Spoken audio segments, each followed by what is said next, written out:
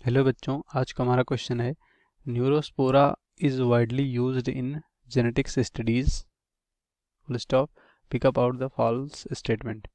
पहला है they can be cultured easily in the lab. B option है being haploid the recessive gene can express themself. And C option crossing over is rare phenomena and it can be detected. ठीक है, और उसके बाद कह रहे हैं they have short life cycle of 10 days। ठीक है, तो यहाँ पर फॉल्स स्टेटमेंट के बारे में बात कर रहे हैं। ठीक है, इसके बारे में, न्यूरोस्पोरा के बारे में। ठीक, तो अगर यहाँ पर हम समझें तो यहाँ पर कह सकते हो जेनेटिक रिकॉम्बिनेशन के लिए यहाँ पर जो न्यूरोस्पोरा यूज किया गया था स्टडीज़ के लिए। ठीक है, तो न्यूरोस्पोरा यहाँ पर क्या है, हैप्लॉइड फंगस है। क्या है, हैप्लॉइड फंगस है।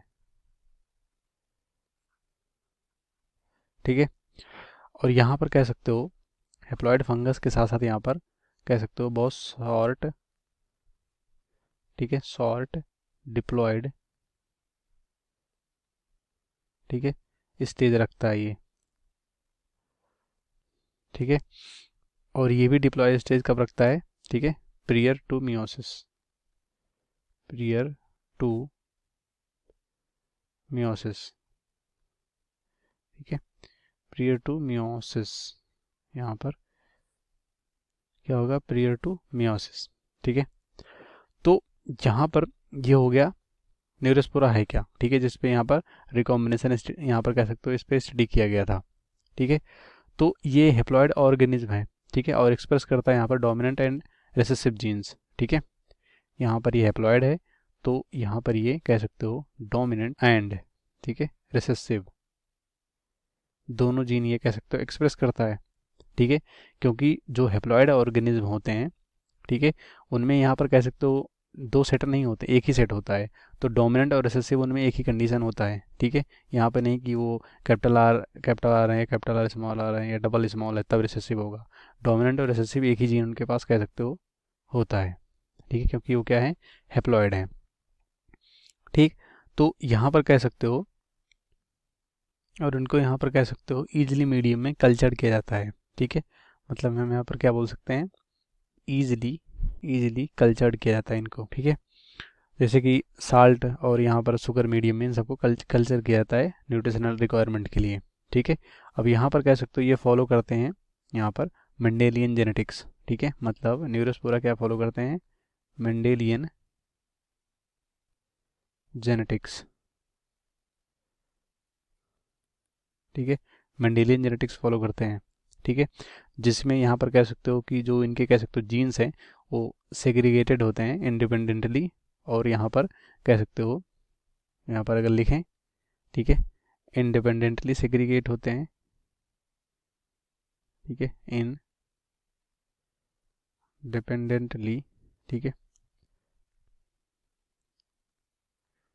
इंडिपेंडेंटली सेग्रीगेट होते हैं, सेग्रीगेटेड। ठीक है, और डू नॉट शो लिंकेज। ठीक है, डू नॉट शो लिंकेज। ठीक है, मतलब यहाँ पर लिंक जीन नहीं शो करते ये। ठीक है, और यहाँ पर कह सकते हो कि बहुत रेयरली ये कह सकते हो यहाँ पर ये जो कह सकते हो क्रॉस ओवर इनमें देखा जाता है। ठीक है, एंड फॉलो करते हैं ये। ठीक है, फॉलो, फॉलो क्रॉस ओवर। ठीक है, अब ये क्रॉस ओवर क्यों शो करते हैं, क्योंकि यहाँ पर इन्हें क्या बनाना होता है, न्यू रिकॉम्बिनेशन। ठीक है, या न्यू कह सकते हो जेनेटिक कॉम्बिनेशन, जेनेटिक कॉम्बिनेशन। ठीक है, इस तरह से समझ सकते हैं हम। तो देखते हैं कौन सा ऑप्शन हमारा राइट होगा। सबसे पहला है they can B culture easily in lab, ये राइट है।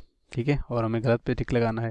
दूसरा है बिहाइंड हेप्लॉइड, ठीक है, recessive genes can be express themselves. तो हेप्लॉइड और यहाँ पर हेप्लॉइड जो है तो डोमिनेंट रिसेसिव दोनों के लिए सेम है।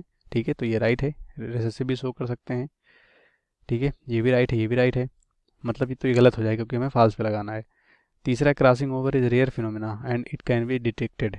ठीक है, कैन नॉट बी डिटेक्टेड, तो कह रहे हैं इनमें बहुत रेयर होता है और इनमें डिटेक्ट नहीं किया जा सकता है। तो इनमें जो क्रॉस ओवर होता है वो शो करते हैं जेनेटिक कह सकते हो न्यू कॉम्बिनेशन बनाने के लिए। तो ये हमारा कह सकते हो यहाँ पर गलत दिया गया, तो यही राइट होगा। और इनका लाइफ स्पेन जो होता है बहुत शॉर्ट होता है, तो ये भी सही है, ये भी गलत हो जाएगा।